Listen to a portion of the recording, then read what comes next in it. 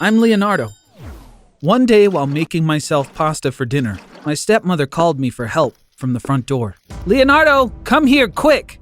I removed the pasta from the stove and hurried quickly to see what she needed. She had just arrived from her shopping trip holding 1,000,000 bags. 3 taxis are waiting outside to be unloaded. Go get those shopping bags. Chop, chop. They don't have all day. Every time my dad got his paycheck, my stepmom would go shopping and spend every penny. She bought so much stuff, she had to take several taxis home to carry it all. My stepmother is a shopaholic who buys things uncontrollably. It's a severe mental health issue. Compulsive buying disorder is the medical term for it. She gets anxiety attacks when she doesn't shop. Her face gets flushed and her palms get sweaty. She starts pacing around the house panicked. My dad has taken her to see so many doctors over the years. They all diagnosed her as a shopaholic. However, my stepmom refuses treatment each time, saying, I'm not sick. I just like shopping like any other woman. To support her bad habit, she needs money. My poor father has to work 3 jobs to support her spending. My dad is a barber by day, a hotel receptionist by night, and a weekend flea market vendor. He has to work every single day of the week so that my stepmom can keep shopping. After bringing all her new shopping bags inside, I shuffled back to the kitchen to finish making dinner. My dad came home just as I sat down to eat. He looked exhausted. There were black circles under his eyes. I felt terrible for him. When he saw me, he closed his eyes and gave me a smile. This smells so good. Don't tell me. I'll guess the ingredients from the smell. This is pasta pomodoro, he said. Of course, he was right. Did you make your grandmother's or your mother's recipe? He asked. My mom's recipe, of course. She was the one who taught me how to cook. I always follow her recipes. Ready to dig in? I asked. My dad replied, Nah, I'll get a snack at the hotel. I just came home for a change of clothes. He turned and left me alone in the kitchen. We lost my mom when I was 12. Our family is originally from Italy. My mother used to cook traditional dishes at home every day of the week. As a small kid, I used to find cooking rather dull. Mom taught me otherwise. She would say, These dishes are a gift from our ancestors. We need to pay our respects to them by passing these recipes to the next generation. She taught me how to cook, and I memorized every recipe by heart. 3 years after my mom passed away, my dad remarried. Unlike my mom, my stepmom never cooks. She always orders out, which usually isn't a problem since I cook for myself. I make the fabulous dishes my mom passed on to me. When I walked into the kitchen, I saw my dad making an omelet one morning. He served it to me saying, This might not be as good as the ones you make, but it's not so bad either. He then collapsed on the floor suddenly. Dad! Dad! I yelled as I jumped up from my seat. I called 911 immediately, doing my best not to panic as I told them what had happened. The ambulance arrived minutes later, and the paramedics took my dad away. As I was getting ready to leave, my stepmom woke up from her nap upstairs. What's going on? You made such a racket. I couldn't sleep because of you, she complained. I told her what had happened. Can you guess the first thing she said? But he has to go to work. If he can't work, you should start looking for a job. I got so mad I didn't say anything to her. I rushed to the hospital as soon as possible and found out how my father was doing. When I made it there, Dad was just waking up. The doctor said his immune system was on the verge of collapse because of extreme fatigue. He was ordered to stop any physical activity and rest for at least 3 months to recover fully. When we got back home, my stepmom found out my dad wouldn't be able to work for the next 3 months, and she was furious. She turned to me screaming, You're not going to school anymore. Find a job and get to work. I need money. I need a lot of money. My stepmom began having a panic attack, overwhelmed by the need to go shopping. She snatched the last few bills from my dad's wallet and ran out. I started looking for a job the next day. I applied at a pizza place and landed an interview. Thanks to my mom, I landed the job. The restaurant owner tasked me with making pizza dough during the interview. He was so impressed with how I handled the dough that he said, You were born to do this, my friend, and he hired me on the spot. My stepmom took all of my money at the end of the first month. After counting it, she said, Is this it? You'd better find a second job where you can work nights so I can maintain our standard of living. When he heard this, my dad responded, You're the reason why I got sick. I'm not going to let you do the same thing to Leonardo. Leave him alone. Oh, shut up. If you're not making money, then your son will. Who else is going to take responsibility? She growled. I loved my job. My boss was a great guy. One day I asked him, I have a special pizza recipe that my mom taught me. I'd like to make one for you and see if you'd like to put it on the menu.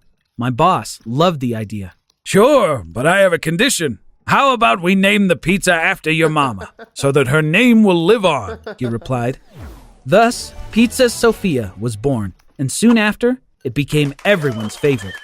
One night, I brought a whole Pizza Sofia pie home for my dad. My dad got emotional while eating it. So good. It's as if your mom made it. I love it, he said.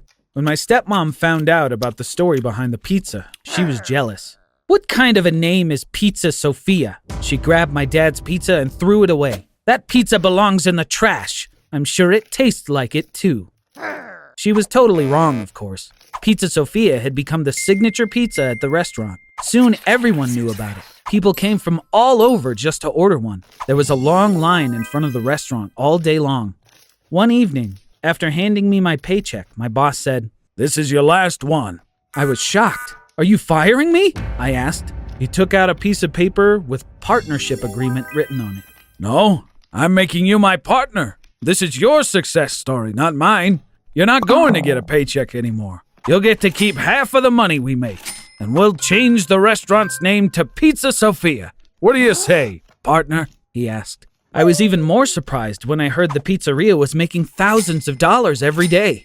If I were to become a partner, it would mean that I'd be rich. I was so happy when I came home, but was surprised to see my father wasn't there. I asked my stepmom where he'd gone. "He went to work. How am I supposed to maintain our lifestyle with your meager paycheck? We simply need more money," she said. "You have no heart. My dad isn't strong enough to go back to work. You're going to make him sick again," I screamed. I ran to the barber shop where my dad worked. He was sitting on a chair when I walked in, his face chalk white. "Dad, why did you come here? You were supposed to be resting," I said. "You're right, son. I came here because your stepmom gave me a hard time, but I collapsed as I was trying to cut a customer's hair," he replied. I took my dad to the hospital immediately. The doctor did a thorough examination. "It's better for him to stay here for a while. He needs special care, but the insurance doesn't cover it. Though, he can choose to stay home if cost is a concern," said the doctor. I was suddenly thankful that money wasn't an issue anymore. "I can pay for it. Please, do whatever is necessary," I replied. After closing the restaurant each night, I would visit my dad at the hospital. To my relief, he was getting better day by day. As the business grew, I bought a lovely house for myself. After spending most of my free time visiting my dad, I would return to my own place. One night at the hospital, I saw my stepmom in my dad's room. She didn't see me behind her. "Enough with this illness! Get up and get to work! I can't keep living like some pauper. I'm leaving you if you don't start working by tomorrow." I was so sad for my dad, but there was nothing I could do. I left the hospital without either of them seeing me. This was something they needed to figure out between themselves. Finally, the time came for my dad to be discharged from the hospital. That morning, he said to me, "Son, I told your stepmother that I wanted a divorce. I need a place to stay while our case gets reviewed." This was the best news. "Of course, Dad. You can stay with me forever." I picked up my father in my brand new sports car, eager to move my dad into our new home. My stepmom arrived as we were about to leave the hospital parking lot. She must have just found out my dad was being discharged. When she saw the car, her eyes went wide. "Is this yours?" she asked. I nodded, smiling. "You couldn't possibly afford something like this on a pizza cook's paycheck," she said. She then turned to my dad. "You told me you wanted a divorce, but I'm sure you did that only because you were angry in the moment. Let's go back home and have a nice dinner. Let's be a family together," she said. My dad and I looked at each other before we burst into laughter.